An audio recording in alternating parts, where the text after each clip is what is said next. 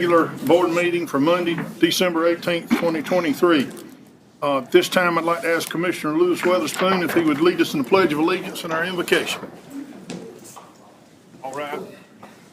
I pledge allegiance to the flag of the United States of America and to the republic for which it stands, one nation, under God, indivisible, with liberty and justice for all.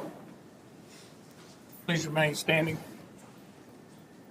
Most gracious Heavenly Father, we come to you tonight, Lord, thanking you for another day, thanking you for watching over us. Lord, we ask that you be with us tonight as we go about conducting the business of Harnett County. May the things that we do and say be pleasing to you. Lord, we ask your blessings on our first responders, our fire, our law enforcement, and most of all, our armed forces. These things we ask in Christ's name. Amen. Amen.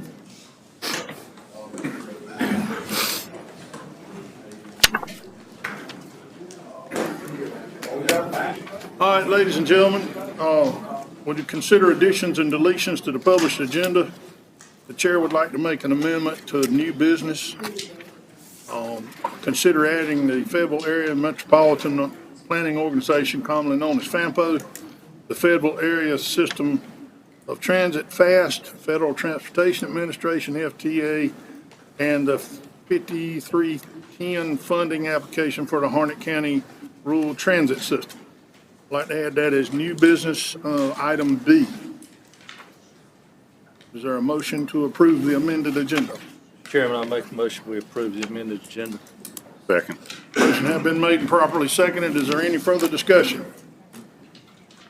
Hearing none, all those in favor say aye. Aye. Opposed?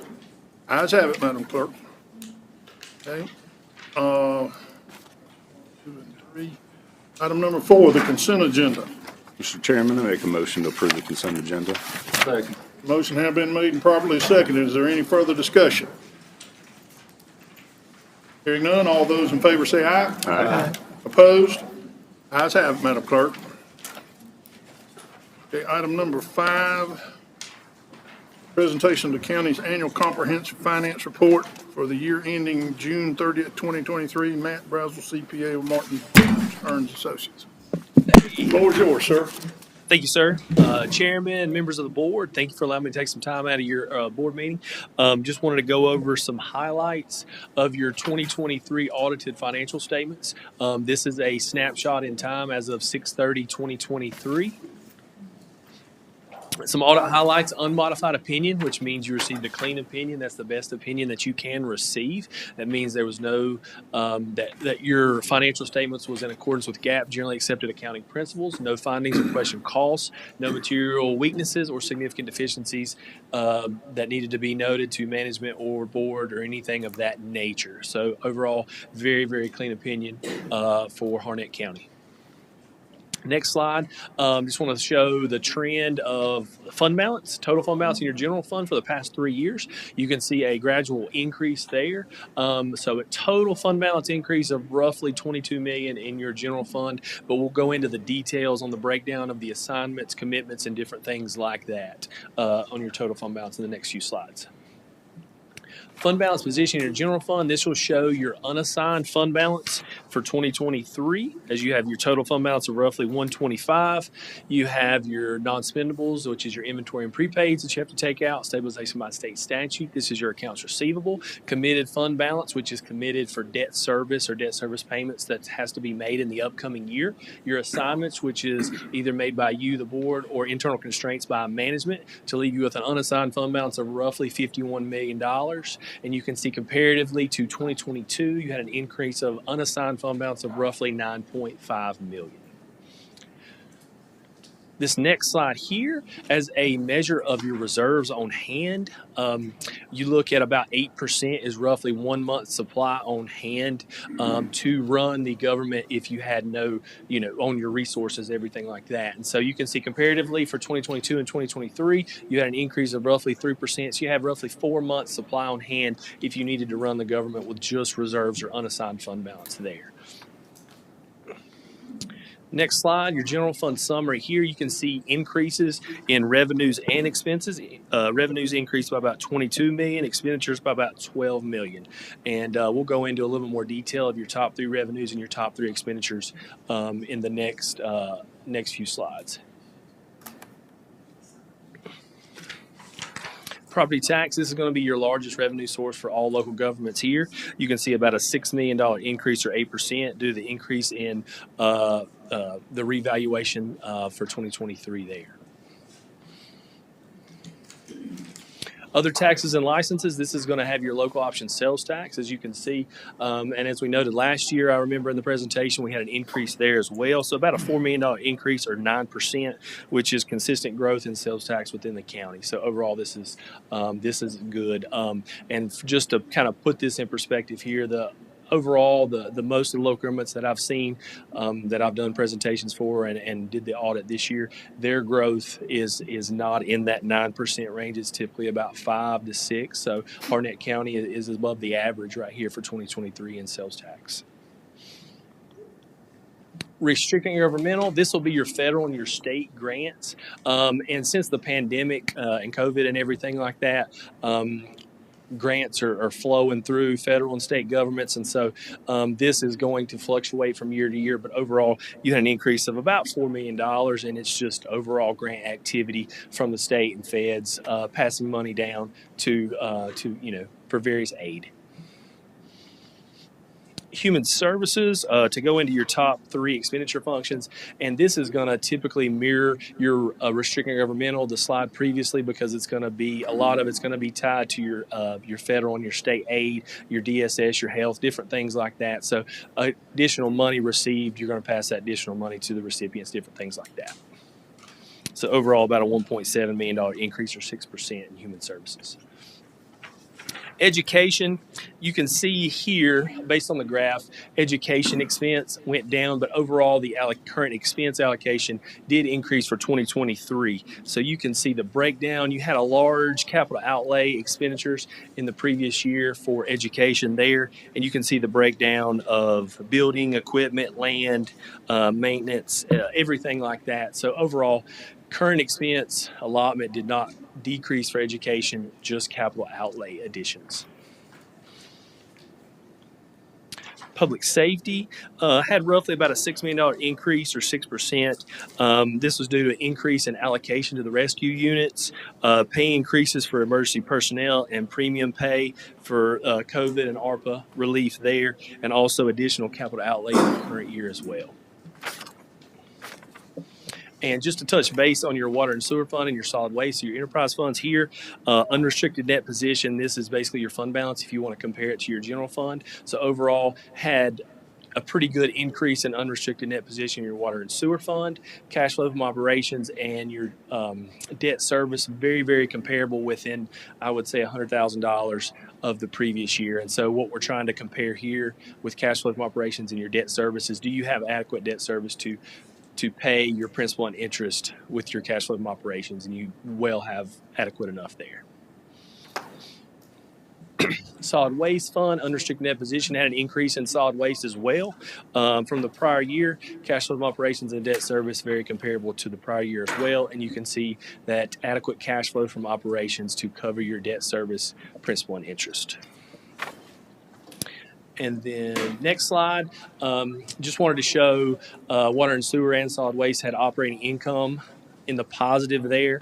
This is full accrual. This has your depreciation, everything like that in it for fixed assets. So overall, very healthy and a positive there for water and sewer and your solid waste fund. And just wanted to touch base and say, Kimberly Honeycutt and all of her staff, finance department, everyone that we talk to, that we have to get information from DSS, health department, to compile your 400-page report and do our necessary procedures.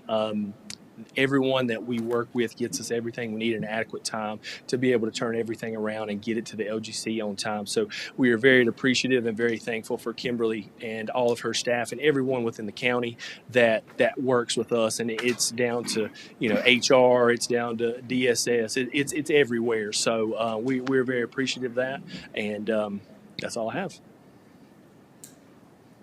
Any questions for this gentleman? Right. Hearing none, thank you, sir. Thank you. Okay, at this time, we'll go into item number 6, public comment period. Many of you know this is a total of 30 minutes. Each person can speak up to 3 minutes. At this time, looks like Mr. Stephen Reeves from Bun Level. Come forward, sir.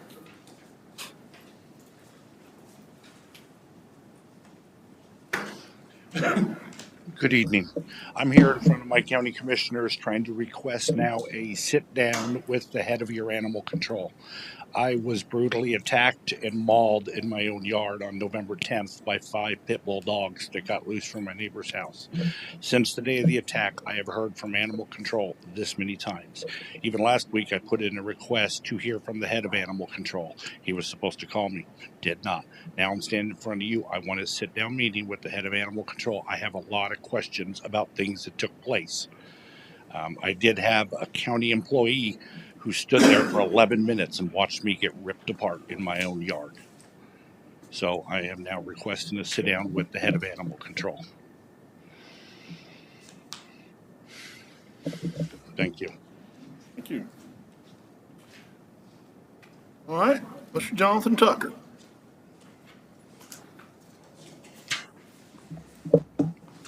Good evening. Appreciate you all's time tonight. Jonathan Tucker on behalf of TFD 141 Country Haven Lane, Fuquay Varina.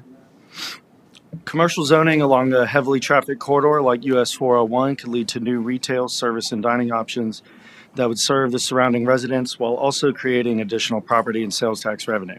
We're excited about the future of our main transportation arteries connecting Harnett County municipalities. We're excited about the future of our main transportation arteries connecting Harnett County communities to adjacent marketplaces and feel that there are natural opportunities to capitalize on revenues while also creating new quality of life destinations throughout the county. These are the words from the Harnett County Economic Development Department as read by Mr. Jay Sykes to this board while you all were considering the rezoning request for the Revels property, 72 acres of property directly across from the property you'll be considering tonight that you unanimously approved June of last year. While we share with you all the concerns about this safety at that intersection, it's important to note NCDOT has already secured funding and begun the process of installing a traffic light. Like all things, this does take time.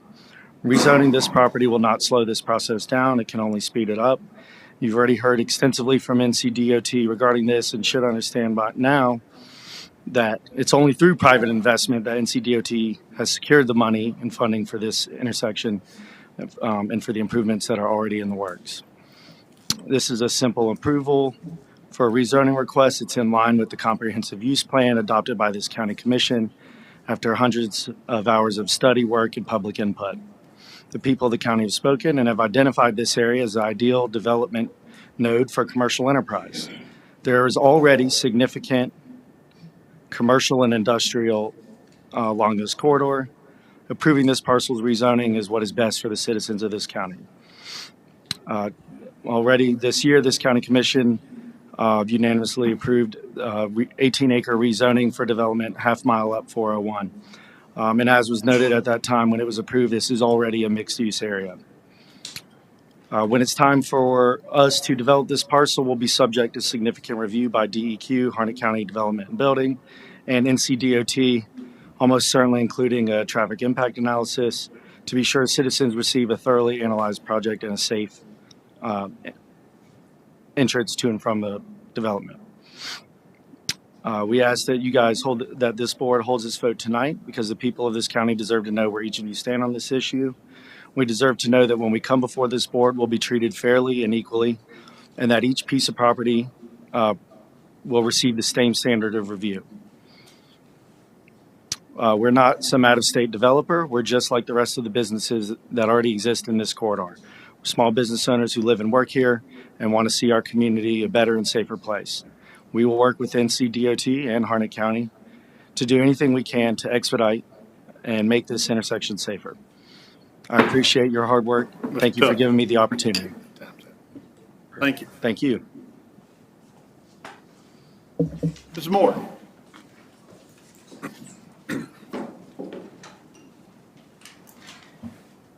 Good evening, Commissioners. My name is Martha Morton. I live at 86 Gwendolyn Way. By the way, please don't forget everyone that spoke up here about the situation in that intersection by Rawls Church and Piney Grove. I can't even begin to express how disappointed I would be if that decision has changed. Anyway, to why I'm here. During the last regular meeting, Kent Jeffrey spoke during public comments and referenced the Lee County Cost of Community Services study, which investigated the fiscal impact of different land uses in Lee County. This study examined the financial effects of various land uses in Lee County, focusing on the income and expenses associated with each type. The study found that residential development resulted in a financial deficit for the county because of the high cost of community services, in contrast to the economic benefits of agricultural and commercial land uses. According to the report, they found that land use revenue to expenditure ratios differed vastly. For every dollar of revenue from residential, $1.32 was spent on services compared to 31 cents for agricultural and 47 for commercial or industrial. As proven by this study, residential land use incurred more expenses than it generated in revenue compared to agricultural and commercial. If we consider the cost of services today, we know those expenses would be even higher. Cost of community services includes expenses for government, public safety, economic development, education, debt services, to name a few. These costs are particularly crucial for the comprehensive land use plan update to ensure that these vital fiscal aspects are accounted for as zoning and special use permits are being considered. Our region has become the bed and breakfast for neighboring counties. This explosion of rooftops, largely benefiting developers, is leaving the community with huge loss of farmlands, traffic congestion, safety hazard, school overcrowding, and infrastructure problems that will undoubtedly lead to higher property taxes for the residents. Without impact fees and only limited financial contributions from these developers, the county faces challenges in maintaining fiscal health and managing costs of services. A deeper understanding of the fiscal impacts highlighted in the study can support strategic, long-term decisions that foster balanced growth, maintain fiscal health, and meet community needs. While I applaud a building moratorium in North Harnett to deal with the traffic and safety concerns, we must also look beyond and consider the fiscal implications of the explosion in rooftops that we are experiencing. I urge the commissioners to look at this report that can serve as a valuable resource for the county going forward. Thank you. All right, Mr. Kent Jeffries.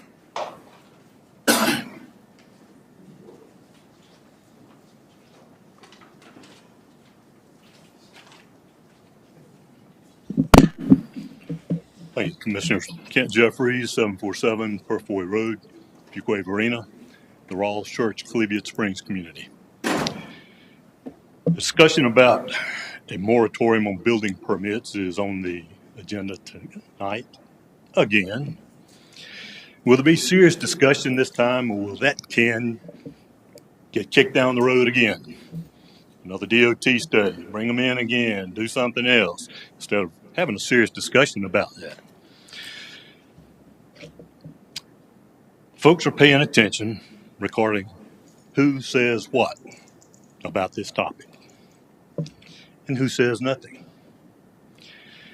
As we listen to the discussion tonight, it will be interesting to see if any of the board members speak against a moratorium and why. Everyone I've spoken with favors a moratorium till we can get a handle on this growth. I haven't heard anybody says, oh, we just need more growth, more houses.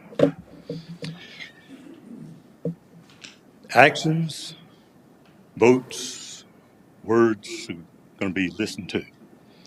There's going to be 3 commissioner seats on the ballot next November the 5th.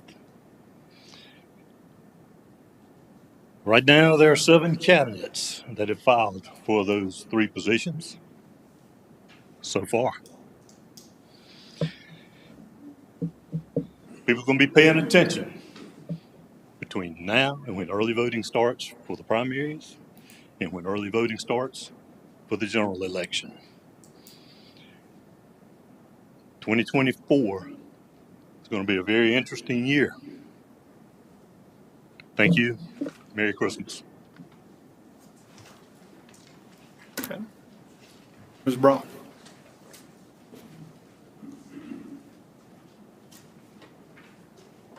Good evening, Commissioners. Rebecca Brock, 5220 Christian Light Road.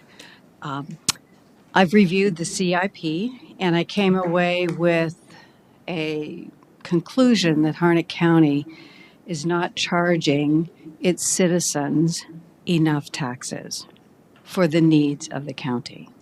And that's not a favorite subject, nor has it succeeded in obtaining a higher tax base with the commercialism that is a lower impact.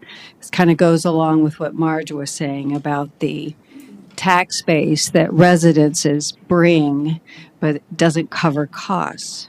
And in addition, with no impact fees, we're left with a really tough situation of growth and without enough money. But I want to applaud you that your mid-year financial review said you were in good health, which is great.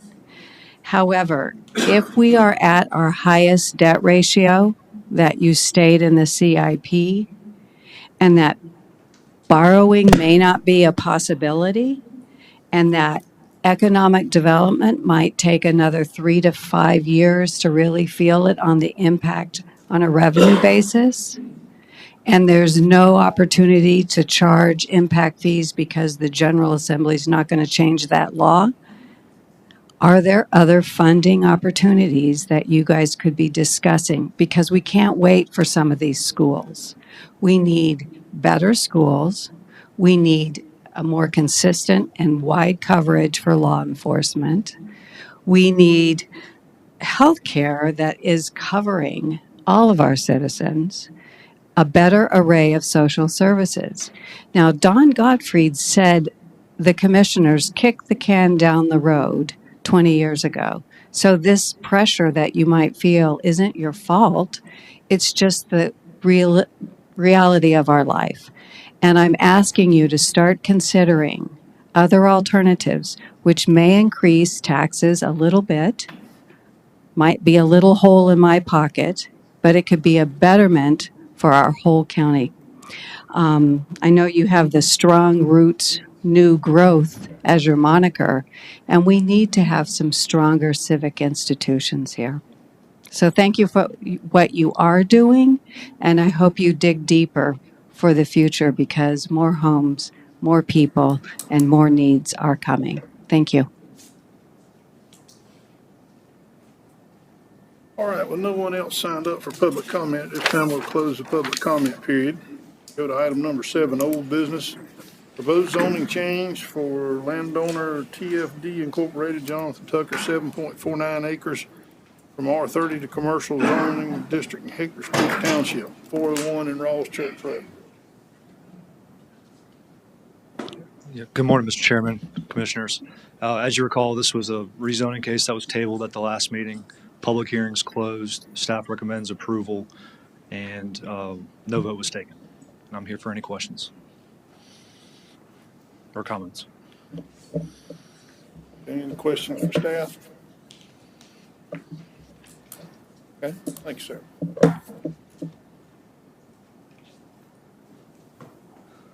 Mr. Tucker, would you like to add anything else, or did you cover it in your, okay. All right.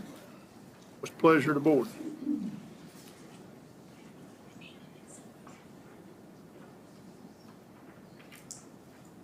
Mr. Chairman, I make a motion to deny the commercial rezoning request. Okay. Gerald, second for the purposes of discussion.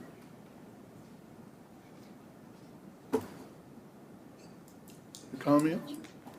Mr. Chair, I do have a few comments I'd like to make. I will say, as much as it gives me heartburn to vote against changing a residential zoning to a commercial zoning, especially in light of the numbers that we heard during the public comment session regarding the study that was done in Lee County. I also have to heavily weigh the citizens who showed up at the public hearing and spoke from that community. I do not live in that community, but I do certainly honor and respect the opinion of the citizens of that community. So it is a very tough choice for me, but at the same time, I did want to say that those are the thoughts that have been rolling through my mind as I have considered this. Any other discussion? Mr. Chairman, I have been thinking about it also, rezoning for commercial. But as always, I weigh on the side of the citizens. I will say that we had a meeting with the DOT, and it was some discussion centered around that area. And it was told to us by the DOT that they would not be putting in any traffic lights or caution lights, any at all up there for 225 or after.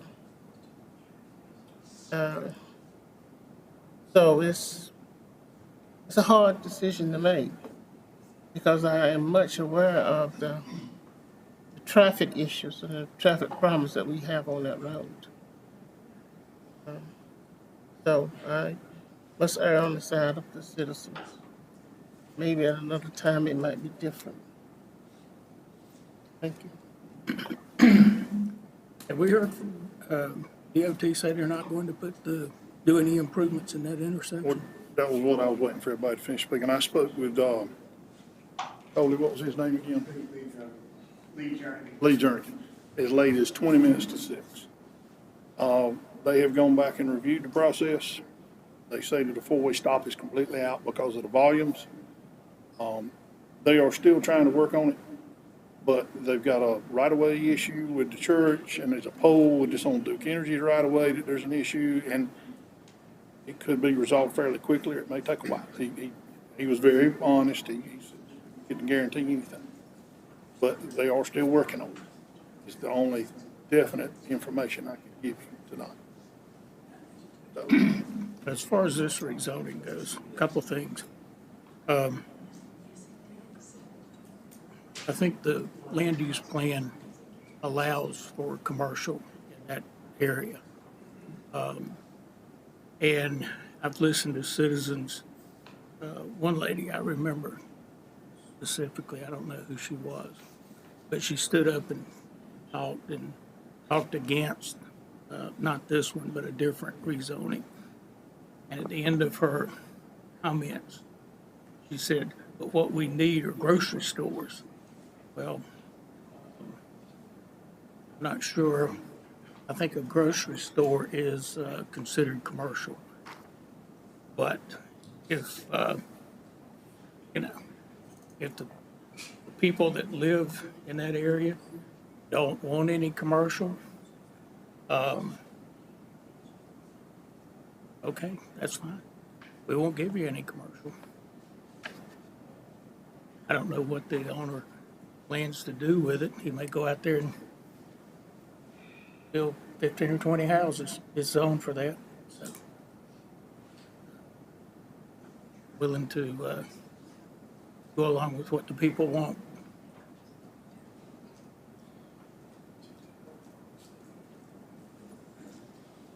any other comments? So we have a motion and a second on the floor. Hearing no other comments, this time, all those in favor of the motion, which would deny the rezoning. Aye. Opposed? Ayes have it, Madam Clerk. Okay, item number 8, discuss the suspending of the issuance of building permits in the Rawls Church Road area until certain safety concerns are addressed. I had this put on the agenda. We've talked about it a couple of weeks in a row now. We were waiting, pretty much if I understood it from last week, we were waiting to see what DOT could offer us this week.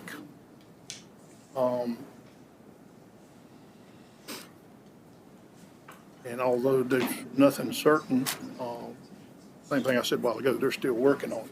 It's the only thing I can offer at this point.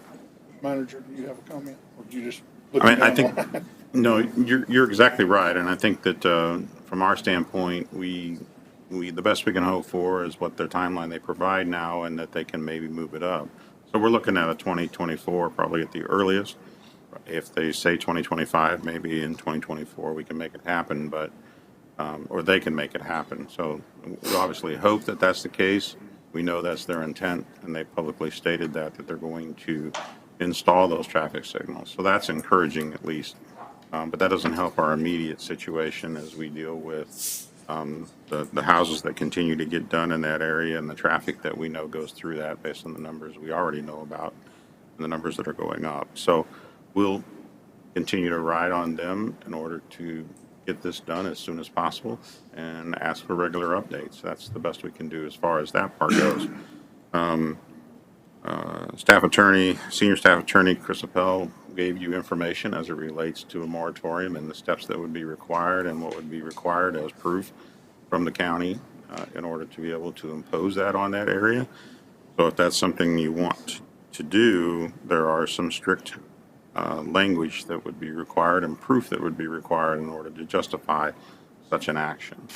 And he also stated is that, which you have done with a couple of decisions you made, is to deny changes of request for rezoning as it relates to going to more dense populations for rezoning, and that accomplishes at least limiting how many particular rooftops can be built in an area, which we know increases the traffic load. So those steps are things that, as we have requests for rezonings along this corridor, we can take into consideration as an action.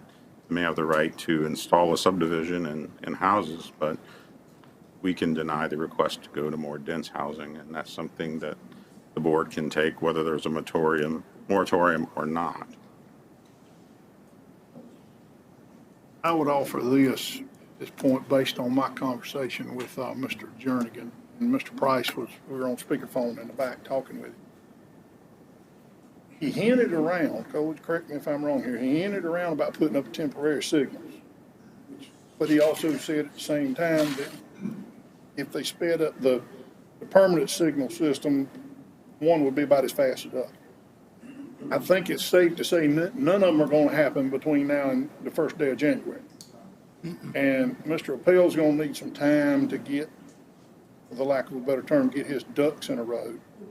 So by our next board meeting in January, could you be prepared to, if we elected to move forward, to do that? January 2nd, I would actually, I would request, Chair, that you put it on a work session That'd be fine. rather than an actual board meeting. Is the second a work session? Yes, January 9th. 9th.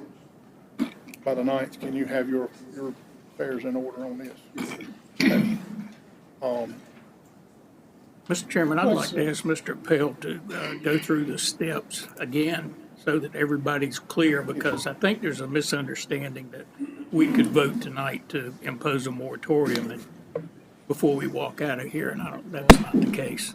Yes, Commissioner, sure. Just for review, in preparation to adopt a moratorium, you have to adopt certain statements. So there's 4 statements. The problems or conditions necessitating the moratorium and what alternative courses of action were considered and why those are not adequate. The development approvals subject to the moratorium and how a moratorium on those approvals will address the problems and conditions that necessitate the moratorium. Number 3 is a date for termination and why that duration is reasonably necessary to address the problems. And then number 4 is the actions and schedule for those actions proposed to be taken during the moratorium to address the problems and conditions that necessitate the moratorium. So those are statements that I'll have to draft for your review at a work session. And then if the board so chooses to move forward, if it's longer than 60, if the moratorium is longer than 60 days, we'd have to advertise for a public hearing for 2 weeks. If it's less than 60 days, it's 1 week, but we'll have to advertise for that public hearing on top of that. So those are the requirements to move forward with the moratorium. Question. Yes, ma'am. On the moratorium, are we talking about just that area up there, or are we Yes, ma'am. talking about the whole county? Well, I think Because that's, the problem exists all over the county. Problem don't exist just in that area. I think it's my opinion, Mr. Appel, jump in here, we can designate that area as big or as little as we'd like. It'll be up to this board to design that area, how much it encompasses. And that's, But then- sorry, go ahead. I'm sorry, Okay. Commissioner. If you're talking about that area, just that area, when do we address it all over this county in other areas? Because the problem exists in other areas of this county. So the issue of moratorium, obviously, countywide, you have to be able to justify where you're doing a moratorium and why. So in this situation, we've addressed the commissioners addressed a problematic intersection. So we'd have to, that's part of this process. We'll have to identify the specific So you have to identify that particular Yeah, well, area where the issue exists. So if you're talking about a moratorium on other areas with other health and safety issues, that could always be explored. But when you're doing moratorium, you have to explore the particular area that's raising the issue, decide how big or small that area may be, depending on the scope and size of the health and safety issue. So part of this review would be looking at how big of the area are we talking about doing a proposed moratorium. So I'll work with all the proper folks to determine what would be the best solution if this board decides to move forward. Okay. Is this going to be a moratorium on building permits? Or is this going to be a stop work order and nothing happens on existing permits? There's restrictions on that.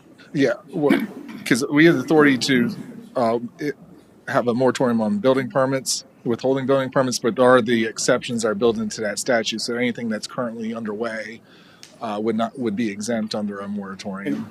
I don't think you want to do that, because if you got a house out there that's halfway under construction and it's been exposed, the weather's going to do more damage than good. Right, and this would apply to We don't want to get into that. an approved PUD or anything that's currently a subdivision that's ongoing. That would be exempt under the statute. So we couldn't stop any subdivision that's currently going through review and approval process, even if they don't have all the building permits issued for that subdivision. Okay? And if you go from Ross Church Road, a 1 mile radius, which gives you a 2 mile diameter circle, there's very little construction other than Serenity going on. Everything Serenity's got's already in the process, so it would be grandfathered in, so you're not going to stop Serenity. So that's something to keep in mind. So you're But saying, Serenity is on County Road, Road, right? but it's within 1 mile of Ross Church Road. you're saying that permits that Serenity have not already pulled would be grandfathered? So all the building permits for that subdivision have not been pulled, but the PUD has been approved. And so because that subdivision as a whole has been approved, they can continue being issued building permits. We can't, under the statute, we can't stop that subdivision or any other similar subdivision that's going through it. Okay. And 1 mile doesn't get down to Kipling to stop anything down there. Can I ask the question? How many lots or homes have been built at Serenity now? Anybody know? We've got about houses, probably 70-ish houses. 1,000 overall. Overall, it's overall like 1,200. So it's about 70 houses probably exist and 200 lots. But we're talking about 1,500, right? 1,200 lots. 1,200? 1,200 total proposed lots for that subdivision. They're nowhere near having the infrastructure in for that many lots yet. It's the same way with, what's the one off of Hornet Central School Road? Matthews Landing, that's the town of Lillington. We don't have jurisdiction over that. Yeah, but I don't know, it's not talking about the building permits. I was alluding to the amount of traffic that Right. Oh, That's not built out either. So having said this, unless somebody else got some more questions, well, you have your marching orders, sir. Yes, sir. You'll get us the answers. You kind of see where the board's at with it, and I'll be prepared on the 9th. Yes, sir. Chair, if I could. And on the work session on January the 9th, I'd like to hear from our Economic Development Director as to the Sure. impact on the county for this type of an action. Chair, I recognize Mr. Matthews. Mr. Sykes, you have estimate on the build out for Serenity? Yes, sir. It's about 1,200 lots, probably 10 years or so. 10 years. Yes, sir. Thank you, sir. 1,200 lots. All right. So at this time, the motion to set this over till January the 9th. Sure, I'll make a motion, we set this over to tonight. Okay. Second. Motion has been made and properly second. Is there any further discussion? Hearing none, all those in favor say aye. Aye. Opposed? Ayes have it. All right, to consider approval of request to accept 2 tracts of land located in southwest side of Harnett County on Highway 87. And before we go any further with that, Mr. Snow, did you get what you needed on this issue? The 2 tracts of land? Yes. So we can Well, proceed on?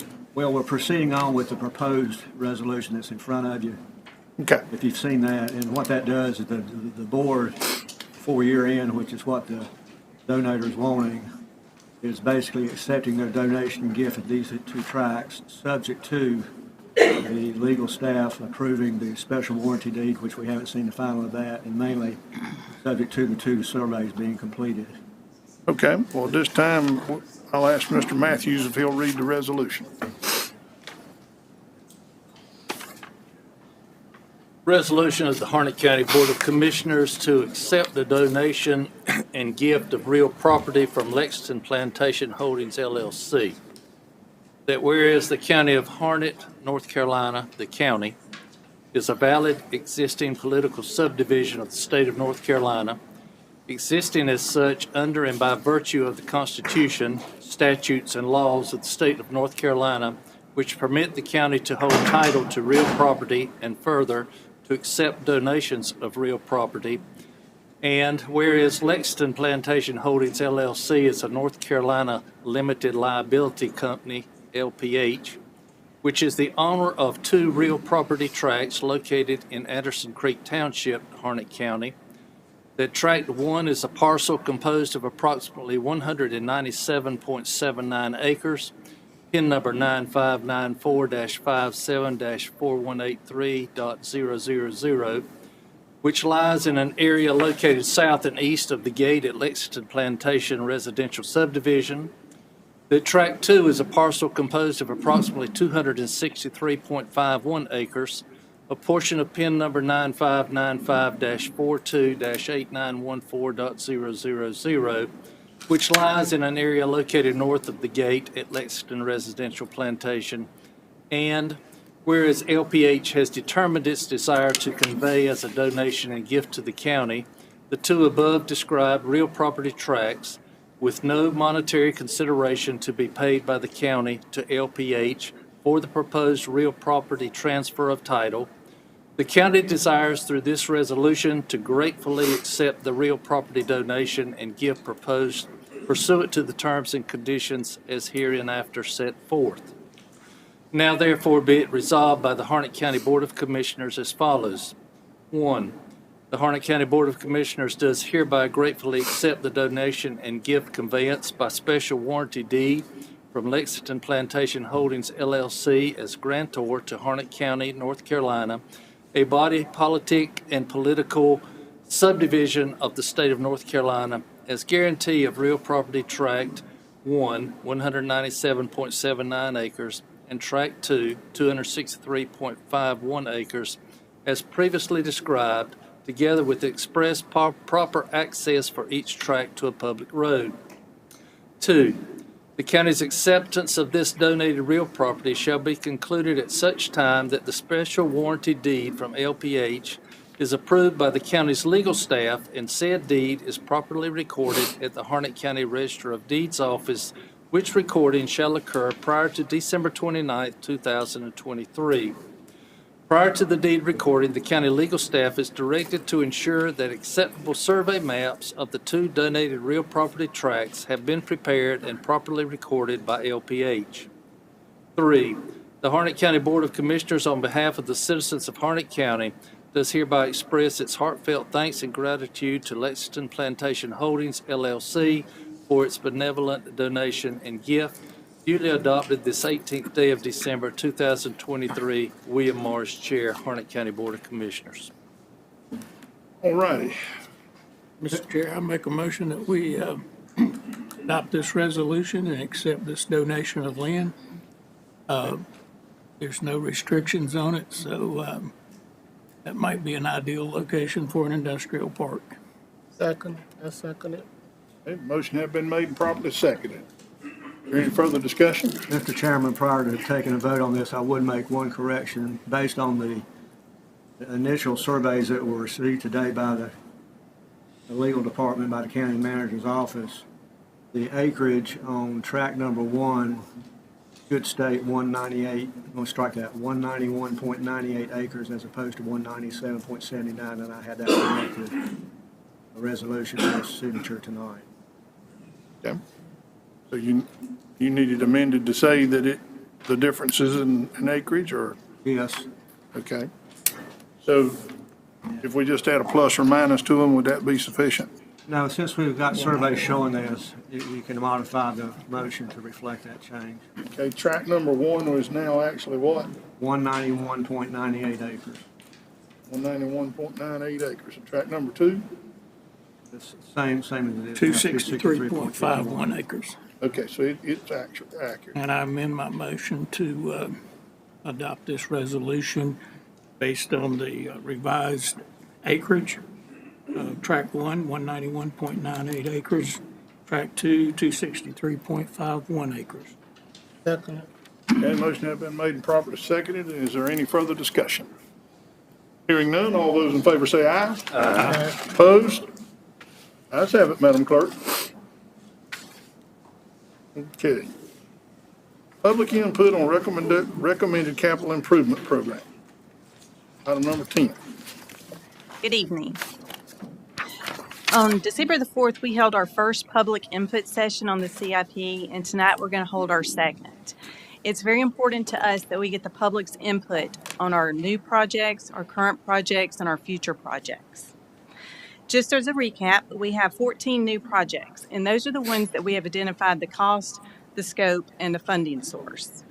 We also have 34 projects that are currently in process and 20 future projects.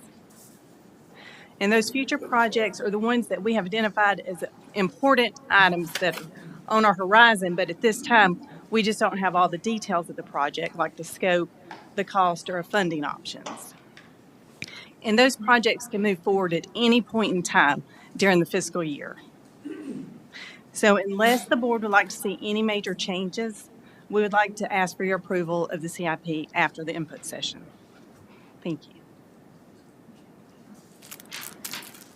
At this time, we'll open the floor to public comment on the capital improvement program.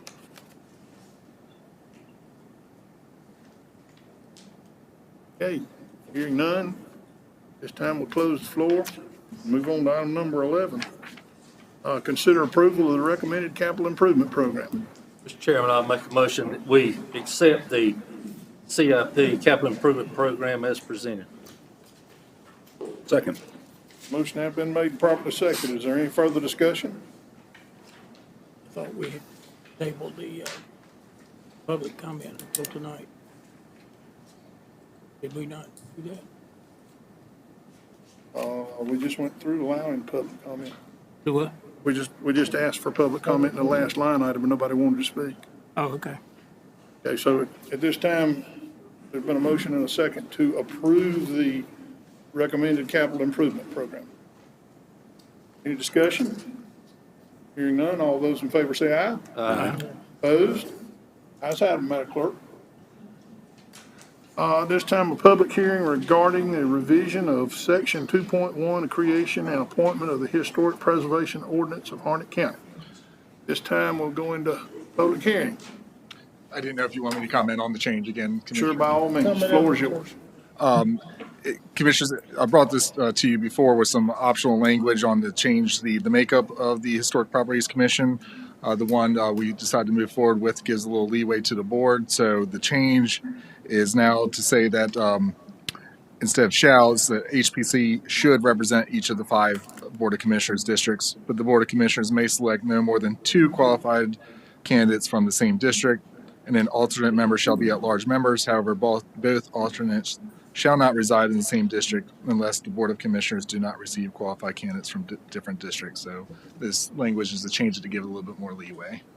So may I ask for just a question to clarify? So 2 seated members from a district, then there could be an at-large member from the same district.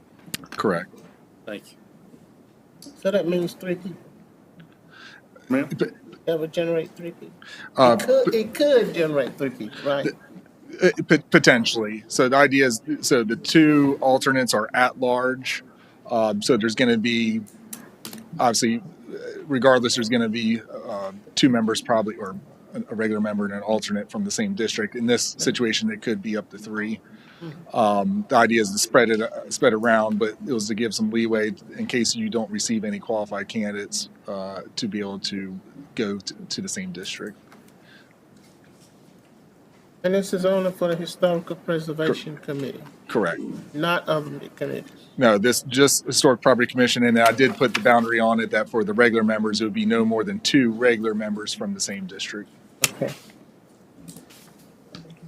All right, now, one more question. Did we not vote in this account, or did we? We had that So that's done. consent agenda last week. Okay, well, that's done. That's what I want to make sure. Okay. And then before the board decides to take action on this, obviously we'll have to open up for a public hearing. Okay. This time, the floor is open to public hearing as it relates to the creation of appointment to the Historic Preservation Ordinance. Is there anyone who'd like to speak at this time? Okay, hearing none. Mr. Close the Chairman, floor for public comment. Mr. Chairman, I'll make a motion to approve the revision to Section 2.1, creation and appointment of the Historic Preservation Ordinance of Harnett County. Second. Motion have been made and seconded. Is there any further discussion? Hearing none, all those in favor say aye. Aye. Opposed? Ayes have it. Okay, County Manager's report. Thank you, Chair. Remind the board that our next meeting is January 2nd. It'll be a regular board meeting. I have had some items that have come to me in the last week that we will need to add to the agenda in order to get approval. We have a couple of grant programs that need acceptance of the board for those grants, including our grant that we received for the runway extension. The state has finally moved forward with their steps and are ready to provide us that funding. And so we need to go ahead and make a motion to accept it. And so that will be one of the items that we have on the January 2nd meeting. One comment is to remember that all of our meetings in January will be on Tuesday because of the holidays for the 1st and the 15th. So I do need a motion to approve budget amendments and also the tax rebates and refunds. Mr. Chairman, I make a motion to approve the budget amendments as requested by the finance officer. Second. Motion have been made and properly seconded. Any further discussion? Hearing none, all those in favor say aye. Aye. Opposed? Ayes have it, Madam Clerk. Mr. Chairman, I make a motion to approve the tax rebates, refunds, and releases as requested by the tax administrator. Second. Motion have been made and properly seconded. Is there any further discussion? Hearing none, all those in favor say aye. Aye. Opposed? Ayes have it. All right, item number 14, new business. Discuss a request from Harnett County Schools to approve a needs-based public school capital fund 23-24 grant application for South Harnett Middle School, which is in the Flatwoods community. I can cover that, Sharon. Yeah. So as we went through our budget process, this school was identified by the school district as their next project for school construction. They have made a decision again to apply for the funding through the program, and but that requires the board to approve their application to the state for that funding. So that's what we're here tonight, to request your approval of them making and filing that application. That application is for about $10 million, if I'm not mistaken. Yeah, I'm trying to check the number that was presented. Oh, I'm sorry, Mr. Matthews just told me the max is 52 million. Yes, that's the max, and they believe they're applying for the max, and we'll see what we end up with. Okay. Is there a motion to approve accepting the grant application? Make a motion, we approve it. Second. Motion has been made and seconded. Is there any further discussion? Hearing none, all those in favor say aye. Aye. Opposed? Ayes have it. Item D, under new business, is all the transportation organizations we read off earlier. Mr. Blevins, I believe you can get us up to speed on this. Thank you, Mr. Chairman, and thank you for taking this on as additional to the agenda. So, just a little background. We met with FAST. Let me back up a little further. The Fayetteville Area System of Transit applies for dollars called 5307, 5310 for Fayetteville, but also to share it with like Harnett County, Hoke County, and Cumberland County that are all within the urbanized area of FAMPO. So 5307 dollars are operating assistance with no, it's just to help to operate the system for persons who we pick up in the UZA part of Harnett County, whether we're going to Fayetteville or we're going to Raleigh or Moore County, and we can seek reimbursement for those dollars. We anticipate as far as that would our costs are like $39 per trip, so we would invoice for those trips if the board approved us to apply. The other piece is the 5310. 5310 was just made available to us because of new leadership at FAST and also new leadership at FAMPO. They agreed to open it up for application for Harnett County, Hoke County, and additionally Cumberland. Cumberland historically had got almost all of the 5310 under the previous administrations for the transit system. So we get an opportunity to apply. We met on December 7th. At that time, they introduced that, they want to open it up for Harnett County to apply for 5310 and a discussion of 5307. And then they threw a deadline on us on December 28th to turn in. So that's the reason why we're here, to additional business. So a couple things I'll talk about is the 5307. I think on your agenda, I actually said there's no match, and I'm incorrect, except it doesn't cost the county any additional funds. What we can use is our operating expenses as a leverage for the 5307. We're already operating. We're already spending those dollars. All we have to do is meet half of $71,937. And at that point forward, we can actually receive the funds. That's the first thing. That's the second thing is 5310. What that money is used for is the same as the ROPE, the Rural Operating Assistance Program the state gives us, except this is for, again, these are for people who go to or from a UZA to another location. As long as it's the destination, the origination and the destination, we can count that as money we can receive a reimbursement for. That requires a 50-50, and how we can leverage that is we can take our existing ROPE funds, which is allowed by the guidance, the ROPE guidance, to use that as leverage to match. So to apply for this, it doesn't cost the county anything. It's a 50-50 on 5310. I think the most important piece is we receive EdTap dollars, which is elderly and disabled, just the same as this particular program, 5310. But what we're doing is expanding our money because we don't have to count the people in the UZA.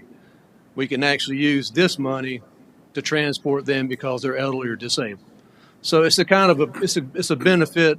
It's just reaching that level of service. Again, we don't have to go to Fayetteville as long as you live in the UZA or that's our origination. Then we could transport to anywhere, and vice versa. So it's a fairly good program. We have not settled right now. As of tonight, we're going to probably, if the board approves, apply for $25,000 for the 5310, and half of that's $12,005. And the reason we're doing it, we're still going through our analysis of how many trips we actually can identify historically to predict the future. And I think it's an easy fix, just to go small, play small ball, and figure out as we move forward how much money we're going to spend annually. The other piece is the 71,937. It's actually allocated for half of that, or the operation budget. So I don't think there's not a lose on this, because we're going to spend those dollars anyway, whether we're transporting, using this fund or not. So it's a fairly good program to at least start off with. And I know it's 50-50, and it sounds like it breaks even, but it really expands our ability to serve more people, because we now have another source of income or revenue, excuse me. And then the final thing is we are applying we're ready to invoice for ARPA 5307, the last ARPA piece.